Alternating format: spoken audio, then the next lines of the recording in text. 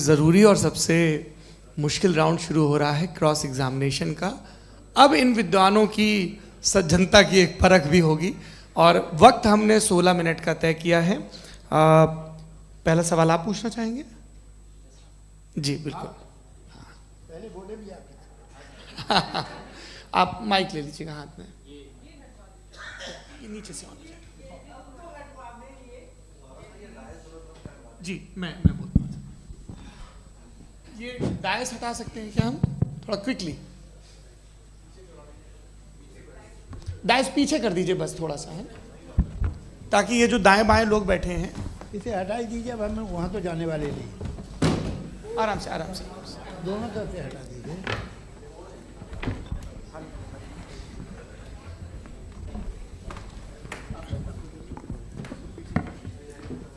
इस बीच आप लोग भी अपने अपने सवाल तैयार कर लें। ये ध्यान रखेंगे कि मैं यहाँ से सवाल लूँगा, आप लोगों को अपना हाथ ऊपर करना है, अपना नाम बताना है और अधिकतम 3 वाक्यों में अपना सवाल पूरा करना है। कई लोग सवाल की जगह भाषण देने लगते हैं, उससे आज बचना है।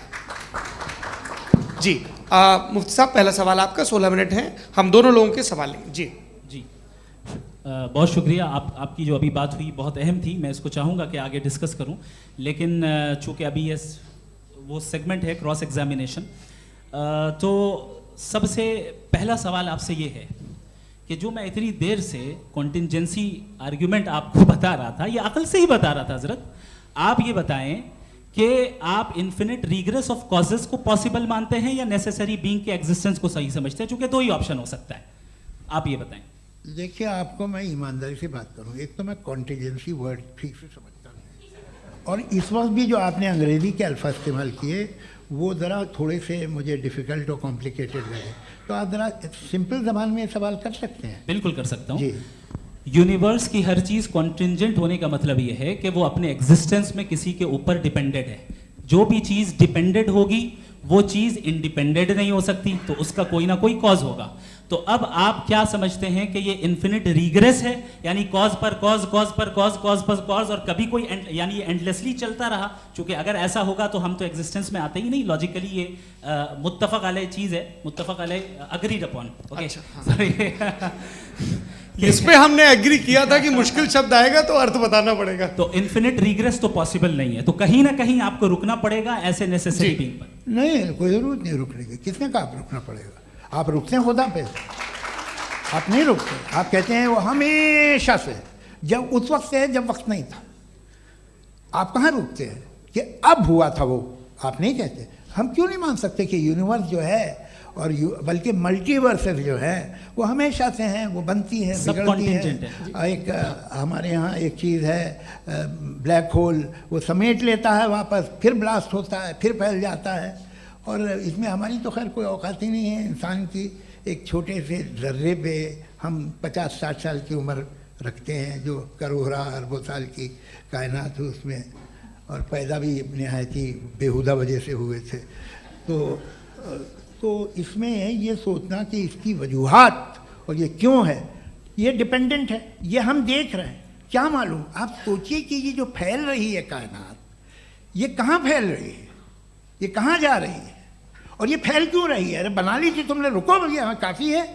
ये फैल क्यों रही है?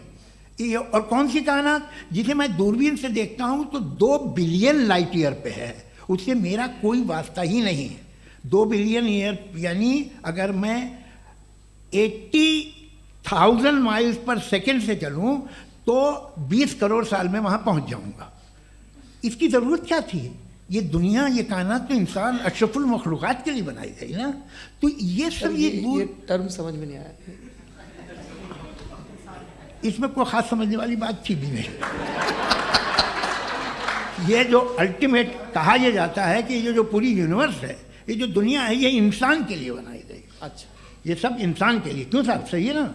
बिल्कुल, लेकिन इसका ये मतलब नहीं कि किसी चीज के पीछे रीजन आपको नहीं पता तो रीजन नहीं है। इसे कहते हैं नहीं, मुझे नहीं पता, लेकिन मेरी जिम्मेदारी नहीं है। वो बिल्कुल सही कहा था उसने, बर्टन रसल ने। आपने उसे मजाक में टाल दिया कि भाई आप एक दावा कर रहे हैं, मैं क्यों कहूँ कि ये गलत है दावा? आप प्रूफ कीजिए, मेरे पे जिम्मेदारी ही नहीं है, मैंने थोड़ी कहा है। आप प्रूफ कीजिए कि ये सही है। आप आर्ग्यूमेंट ऑफ जी, कंटिजेंसी आप का जवाब कोई ही नहीं दे सवाल रहे हैं। पूछना चाहेंगे? है? आप सवाल पूछना चाहेंगे मुफ्ती साहब से? क्योंकि ये क्रॉस एग्जामिनेशन का दौर है। आप जैसे पहले बोल रहे थे फेथ को लेके कुछ। मैं ये पूछना चाहूँगा कि खुदा ने जो भी रेवलेशन किए हैं एक मज़हब के नहीं बहुत से मज़हबों में किए हैं, अलग अलग रेवलेशन है। कहीं कुछ एक बातें हैं, कॉन्ट्रडिक्शन भी है आपस में, कहीं कुछ आप कर सकते हैं, कहीं कुछ नहीं कर सकते। ऐसा नहीं है कि सबकी कोड ऑफ मॉरल एक है। तो ये किस्सा क्या है? अब आप ये देखिए कि मुझे कभी कभी लगता है कि ये जो फुटबॉल फाइनल होता है, लाखों लोग होते हैं, फिर वो टीवी कवर करती करोड़ों लोग, अगर उसमें खुदा की एक भूमि आवाज़ आ जाती, मैं गॉड हूँ, तो सारे लोग अभी सुन लेते और टीवी पे भी सुन लेते, किस्सा खत्म होता। ये इतनी राजदारी क्या है कि तुम सामने कुछ तो सबूत दे दो हमें सॉलिड। ये कह साहब ये यूनिवर्स कैसे बनी, इससे मसला क्या हल होगा? मैं पूछूंगा आपसे खुदा कैसे बना? क्यों नहीं पूछूंगा कैसे बना? बल्कि वो तो कायनात से कहीं ज़्यादा इंटेलिजेंट है, कायनात से कहीं ज़्यादा कॉम्प्लेक्स। जी वो हमेशा से है। आप कहेंगे मैं मान लूँगा।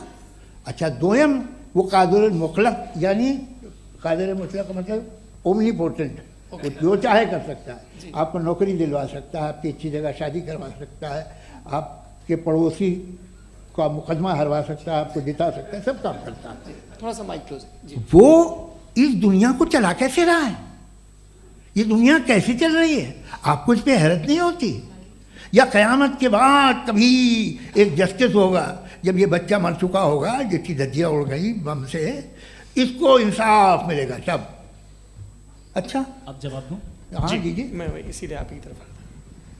सबसे पहले आपने रेवलेशन और स्क्रिप्चर्स की बात की, इस पे मैं बात कर सकता हूं लेकिन आज नहीं करूंगा चूंकि वक्त कम है, कभी और इस पे डिस्कस करेंगे। मैं तैयार हूं उस पे भी बात करने के लिए। ये क्योंकि अभी हमारा से topic- राउंड 2 की भूमिका तय हो रही है। Does God exist round 2? जी चूंकि आज गॉड के एग्जिस्टेंस पे बात है तो मैं उसी के रिलेटेड जो है आपके सवालात को एंटरटेन भी करूंगा और मैं भी पूछूंगा।